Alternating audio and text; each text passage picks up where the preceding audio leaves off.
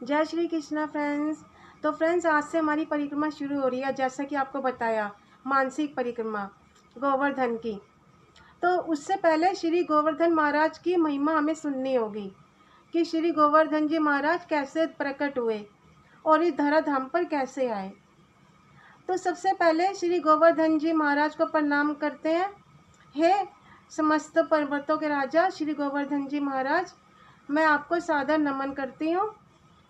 आप समस्त दुख और कष्टों का अंत करने वाले हैं और आप ही परम आनंद प्रदान करने वाले हैं। बोलिए श्री गिरिराज धरन की जय। गिरि यानी फ्रेंड्स पर्वत, राज यानी पर्वतों के राजा।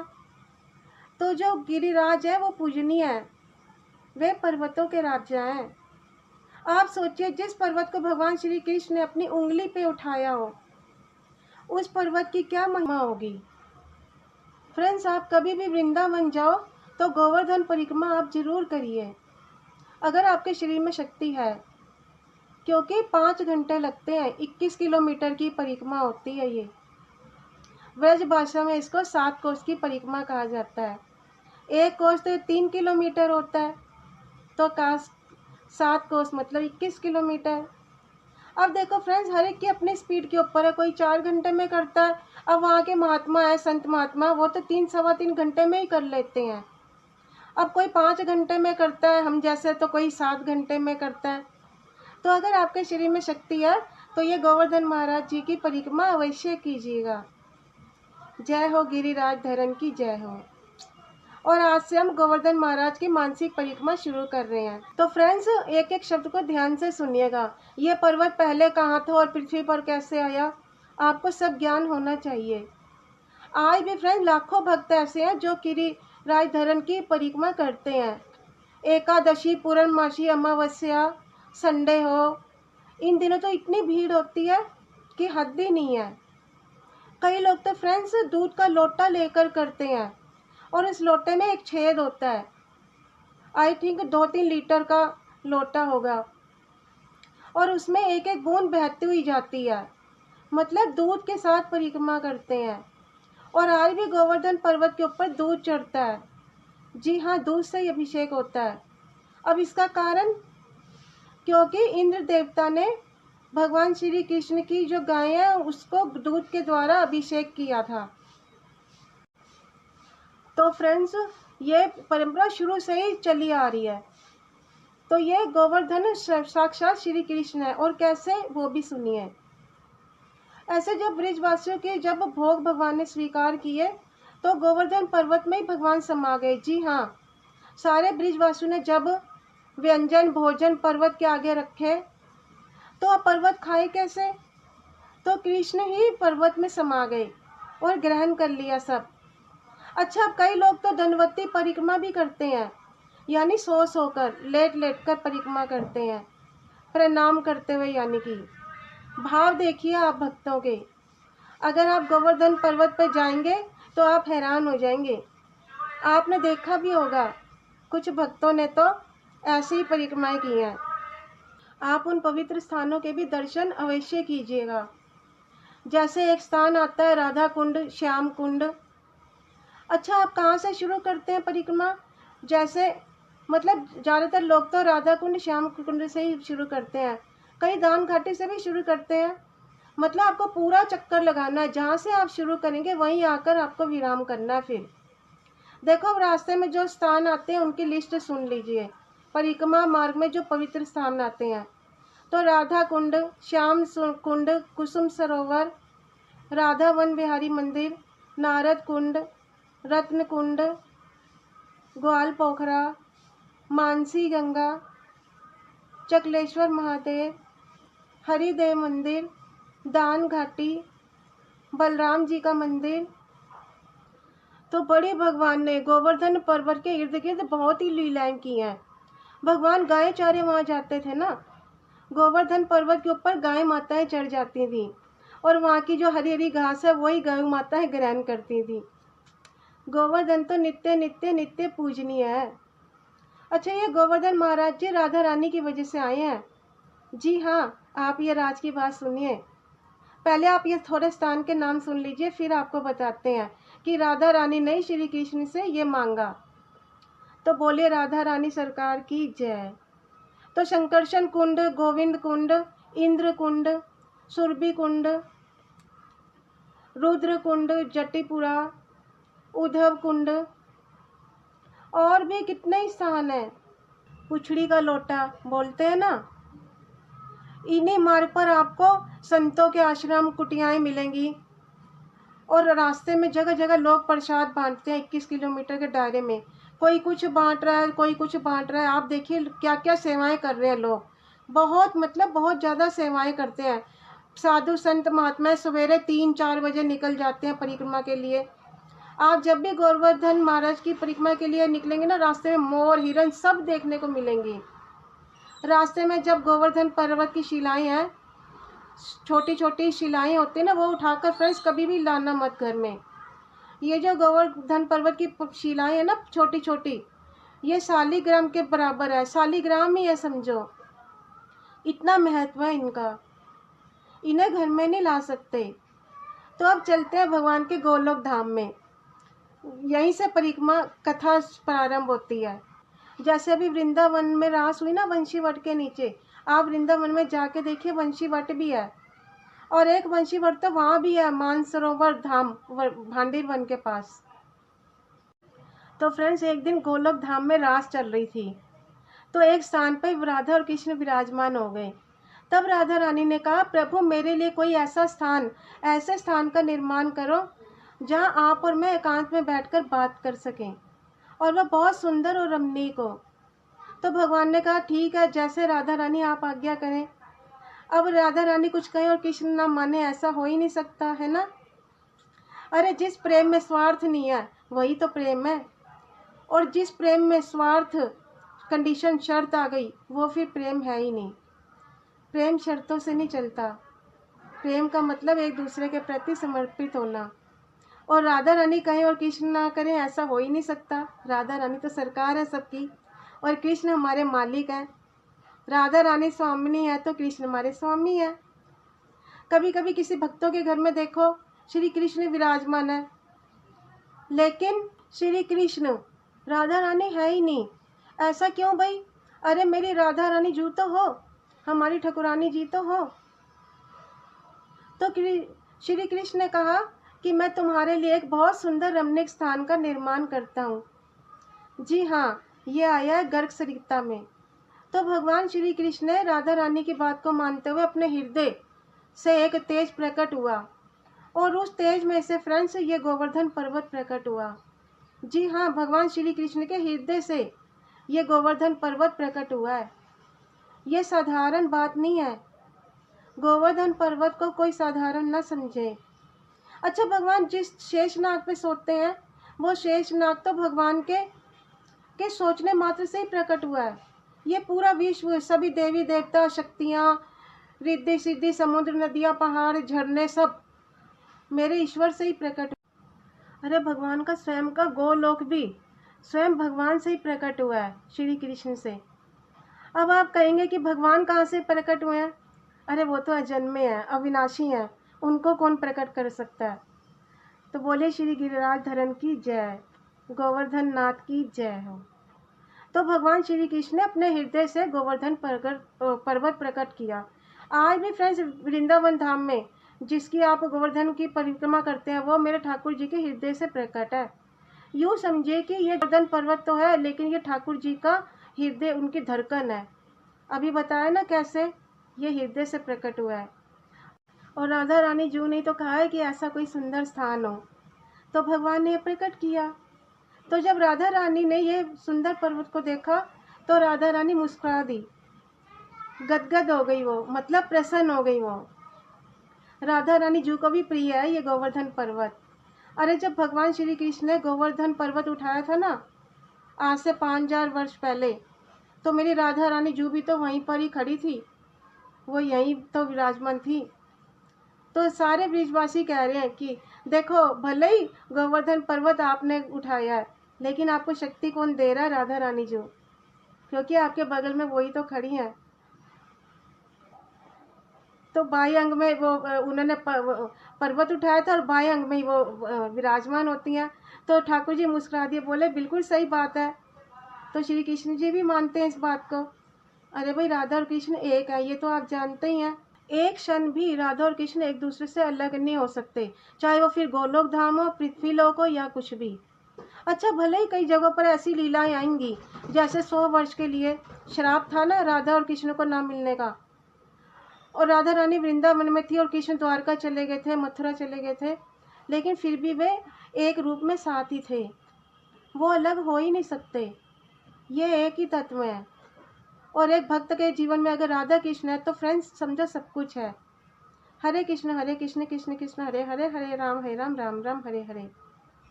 अच्छा, आपको एक बात बताऊं, हमें तो कोई समझाने वाला चाहिए, कोई गुरु, कोई संत महात्मा, वरना हमारे घर में तो गीता रखी हुई है, बस रखी ही रह जाती है। और कई लोग पाठ करते हैं, 5-10 मिनट करेंगे फिर बंद करके रख देंगे, लेकिन समझते नहीं है। जिस दिन भी हमने भगवत गीता को समझा, तभी जानेंगे कि ईश्वर को पाने का ही मार्ग है।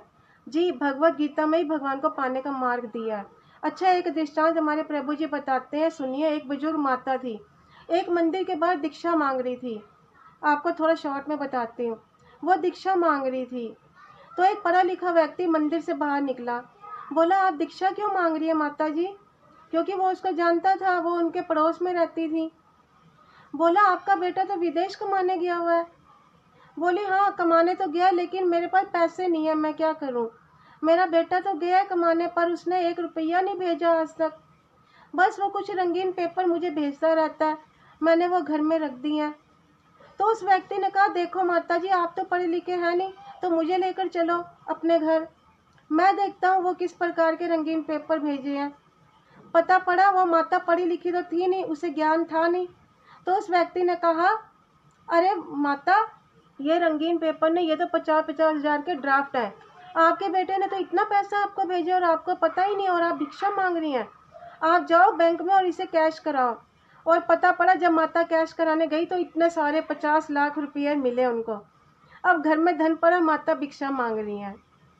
तो कोई पढ़ा लिखा व्यक्ति मिला तो ही तो बात समझ में आई। ऐसी फ्रेंड्स, घर में ही हमारे ईश्वर को पाने का मार्ग भगवत गीता रखी है, भागवत पुराण रखी है, ईश्वर को रिझाने का मार्ग रखा है, सुख शांति का मार्ग घर में ही है। लेकिन हम बाहर जाकर सुख की उम्मीद कर रहे हैं। हम इस संसार में सुख ढूंढते हैं, इसमें उसमें सुख ढूंढ रहे हैं। एक लड़का सगाई करता है तो वो अपनी पत्नी में ढूंढता है सुख। एक लड़की सगाई करती है तो वो अपने होने वाले पति में सुख ढूंढने की उम्मीद रखती है। बच्चा पैदा होते ही माँ बाप की उम्मीद क्या होती है? बड़ा होकर हमें सुख देगा। तो बच्चों को क्या लगता है कि हमारे माता पिता हमें सुख देंगे, उनकी प्रॉपर्टी, उनका धन पैसा, मकान बंगला गाड़ी, ये सब वो भी यही सोचते हैं ना, उनकी वसीयत। मतलब दूसरों से सुख की उम्मीद करते हैं हम, और शास्त्र द्वारा उस मार्ग पर चलेंगे। बस उसको समझाने वाला हमारे को कोई महापुरुष ऐसा चाहिए, कोई आचार्य चाहिए, कोई गुरु चाहिए, जो हमें गीता, भगवत, रामायण समझाए, शास्त्र ग्रंथ समझाए, तो हम फिर भटकेंगे नहीं सुख के लिए इधर उधर। भागवत गीता को, भागवत पुराण को, हमें अपने शास्त्र को समझो। तो फ्रेंड्स, मेरे ठाकुर जी ने जब गोवर्धन वो पर्वत प्रकट किया तो राधा रानी को बहुत ही प्रिय लगा। तो जब भगवान इस धराधर पर आ रहे थे लीला करने के लिए, द्वापर युग के अंत में 5000 वर्ष पहले, तो जब भगवान यहाँ आ रहे थे तो राधा रानी जी से कहा कि हे राधे, हम तो धराधर पर स्वयं जा रहे हैं, पर आप अकेले रह नहीं पाओगी। हमारी इच्छा है कि आप भी हमारे साथ चलो, क्योंकि हम भी आपके बगैर नहीं रह सकते। मतलब कि एक दूसरे के बिना नहीं रह सकते हैं वो, यही तो प्रेम है। तो राधे, हम इस पृथ्वी लोक पर जा रहे हैं तो आप भी चलिए। तो राधा रानी ने कहा, गर्भ सरिता में आता है, गर्भ सरिता शास्त्र का नाम है। तो राधा रानी का, प्रभु अगर आप भूतल लोक पे जाना चाहते हैं और चाहते हैं कि मैं भी चलूं, तो फिर मुझे ये जो गोलोक वृंदावन धाम की भूमि है ना, ये मुझे यहीं आराम आता है, तो क्या आप इस भूमि को नीचे लेकर चलेंगे? तो ठाकुर जी ने कहा हाँ हाँ क्यों नहीं, वहाँ की भूमि पृथ्वी लोक पर जोड़ देते हैं, वहाँ की भूमि यहाँ ले आते हैं, आप उसी पर लीला करना। तो फ्रेंड्स आपको शायद पता हो, ये जो ब्रज भूमि है 252 किलोमीटर के दायरे में, ब्रज भूमि 84 कोस कहते हैं इसको, बताया था अभी। इस बीच में 7 कोस का तो गोवर्धन पर्वत ही है बीच में। तो टोटल कुल मिला के 84 कोस की भूमि है। एक कोस 3 किलोमीटर है, बताया था आपको। तो 252 किलोमीटर के दायरे में है। ये गोलोक धाम का हिस्सा है। जी हाँ फ्रेंड्स, ये पृथ्वी का हिस्सा नहीं है। और राधा रानी जो इस ब्रज भूमि से बाहर फ्रेंड्स कभी गए ही नहीं। एक बार गए थे, वो भी सुन लो, क्योंकि उन्होंने ही कहा था ना श्री कृष्ण से कि वो भूमि मुझे भूतल पर चाहिए, भूमि पर, पृथ्वी लोक पर। गोलोक धाम की भूमि है जहाँ वृंदावन दर्शन करने जाते हैं जी, बरसाना जाते हैं, नंदगांव जाते हैं, गोकुल जाते हैं, ये सब वहाँ की भूमि है। तभी तो आकर्षण है। अब इन दिनों देखो लाखों लोग जा रहे हैं। हरियाली तीज से देखा होगा आपने, कितने लाखों लोग आए थे दर्शन को। तो भगवान इस भूमि को यहाँ पर लेकर आए। पर एक बार हमारी राधा रानी जो भूमि से बाहर कुरुक्षेत्र में गए थे, वो भी कृष्ण ने बुलाया था, श्री कृष्ण ने। जी हाँ, श्री कृष्ण ने बुलाया था, इसलिए राधा रानी जो कुरुक्षेत्र गए थे। अन्यथा राधा रानी जो इस भूमि से बाहर कभी नहीं गए। कृष्ण फिर भी द्वारका गए, हस्तिनापुर भी गए, इंद्रप्रस्थ भी गए थे, क्योंकि ठाकुर जी को अन्य और भी लीलाएं करनी थी। तो हर जगह कर रहे थे ठाकुर जी लीलाएं। उज्जैनपुरी भी गए थे एक बार अपने गुरु संदिग्ध मुनि के आश्रम में। और फ्रेंड्स अपनी बांसुरी भी राधा रानी को ही देकर गए थे। वाह, प्यार हो तो ऐसा हो। तो राधा रानी ने कहा प्रभु आप मुझे जो पृथ्वी पर भेज रहे हैं, तो ये जो गोलोक धाम की भूमि है वो मुझे पृथ्वी पर चाहिए। तो भगवान ने कहा अच्छा ठीक है, हो गया ये। तो राधा रानी ने कहा प्रभु ये गोवर्धन प्रभु भी बहुत रमणीक है, ये भी साथ चले। ठाकुर जी ने कहा तथास्तु, ऐसा ही होगा। तो राधा रानी जी ने कहा प्रभु ये यमुना महारानी जी हैं जो, ये भी साथ चले। भगवान ने कहा तथास्तु। अरे राधा रानी जो कुछ कहे और श्री कृष्ण ना माने, आपसे कहा ना, ऐसा हो ही नहीं सकता, क्योंकि राधा रानी जो श्री कृष्ण को अति प्रिय है। भगवान ने कहा राधा रानी जो आप जैसा कहेंगी वैसा ही होगा। और जब राधा रानी जो इस धरा पर आई, तो श्री गोवर्धन पर्वत, श्री यमुना महारानी जी और पूरी ब्रज भूमि आ गई, और राधा रानी भी पहुंच गई। फिर श्री कृष्ण पधारे। तो मैं शॉर्ट में ले रही थी, आप जानते हैं भागवत कथा में सब वर्णन है, ये सब आगे आप जानते ही हैं। तो भगवान जब 7 वर्ष के हुए, तो भगवान ने देखा, जब वे 7 वर्ष के हुए, तो भगवान ने देखा कि हर ब्रिजवासी के घर में कुछ व्यंजन पक रहे थे, यज्ञ की तैयारियां चल रही थी। तो भगवान श्री कृष्ण ने पूछा ये किसके लिए है? तो बताया उनको कि ये इंद्र देवता को प्रसन्न करने के लिए है सब, क्योंकि इंद्र देवता वर्षा करते हैं। तब भगवान श्री कृष्ण ने कहा कि नहीं, इस बार हम सब गोवर्धन पर्वत को भोग लगाएंगे, क्योंकि गोवर्धन के ऊपर खेती बाड़ी होती है, गाय माता भी घास चरने जाती हैं। गोवर्धन पर्वत हमको बाढ़ से बचाता है, क्योंकि भगवान श्री कृष्ण के हृदय से निकला है ना गोवर्धन पर्वत। अब भगवान उसकी पूजा करवाना चाहते हैं। आप सब भी अपने अपने व्यंजन गोवर्धन पे रखते हैं ना, और ठाकुर जी उसमें प्रवेश करके सबके व्यंजन को स्वीकार भी करते हैं। और ऐसा करने पर इंद्र देवता नाराज हो गए और उन्होंने तूफानी वर्षा की, और ब्रिजवासियों को, सारे ब्रिजवासियों को उन्होंने कहा कि देखो इंद्र नाराज हो गए हैं, हमारी रक्षा करो। तब कन्हैया ने कहा अरे ब्रिजवासियों, मेरे प्यारे भक्तों, जिस गोवर्धन पर्वत की आपने पूजा की है, भोग लगाया है, वो ही आपकी रक्षा करेंगे। तो ठाकुर जी ने उस गोवर्धन पर्वत को उठाया, और 7 दिन तक मेरे कन्हैया ने वो पर्वत उठाया। 7 वर्ष के कन्हैया ने 7 कोस के पर्वत को 7 दिन तक उठाया। और यह कथा 7 दिन की भागवत कथा में आई है। तो भगवान ने ऐसे ही सब ब्रिजवासियों को जमा किया, एक छत सी बन गई ऊपर पर्वत की, और सब नीचे छुप गए। तो 7 दिन तक इंद्र ने वर्षा की। तो इस विषय को आगे हम कल लेंगे फ्रेंड्स। तो कल से आगे की परिक्रमा शुरू होगी। तो भगवान से प्रार्थना करते हैं, हे नाथ, हे मेरे नाथ, हम आपको कभी ना भूलें। हे नाथ, हे गोपीनाथ, हे जगन्नाथ, हम आपको कभी ना भूलें, कभी ना भूलें, कभी ना भूलें। हरे कृष्णा।